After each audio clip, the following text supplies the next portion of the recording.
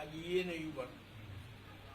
kooku ki nga xam ne yooyu yëpp yàlla musal na ko ci te bëgg ko bu musal ko ci yu bon yëpp kooku yàlla na ngañe réew ku ci gën rek gënal yàlla noonu ma leen wax ku ci yor yoon bu soo yàlla yor ko yàlla jox ku ma ci mën a doon nag yàlla na la ko yàlla jox nga yor ànd ak nit ñi ci ànd bu rafet yërëm leen di muy yàlla ñi mu gën a bëgg lim na leen lim ñu ngi ko mu jële ci wal kaasimiina al xaysa wal aafiina ani naas ci gën a mën a muñ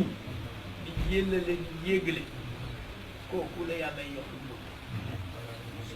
yàlla yàlla defaral di jiit bu baax suñu réew mi bati alquran karim wax naa ne naq day baalu ñëpp ñu jàng nag ku nekk faatiha ak fàllaqi ak naasi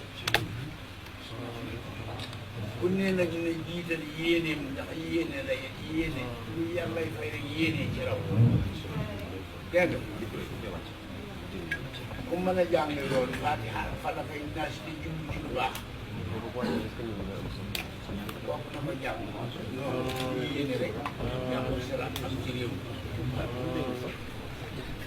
boo xam ne kii mënoo koy te mënoo dara lu may amiin waxal amiin lu yéene ci yàlla dafa yónni ci yoone te da nga naa yàlla amiin yow yàlla yàlla nga ko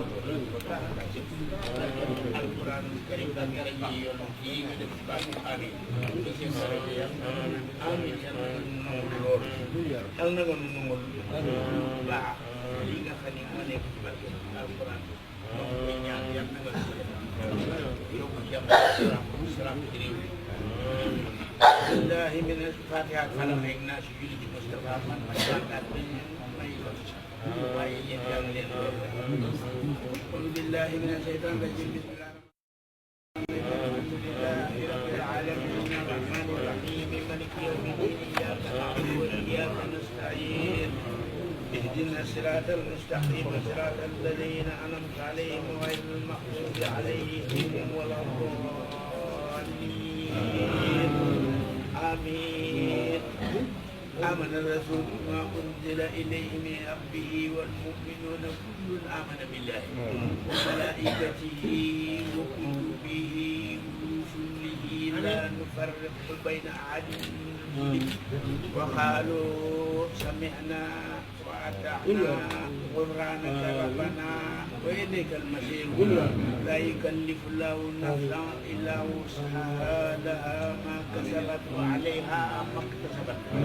ربنا لا تؤاخذنا إن نسينا أو أخطأنا ربنا ولا تحمل علينا إسرا كما حملته على الذين من قبلنا ربنا ولا تحملنا ما حملنا به واعف عنا واغفر لنا وارحمنا أنت مولانا فانصرنا على القوم الكافرين آمين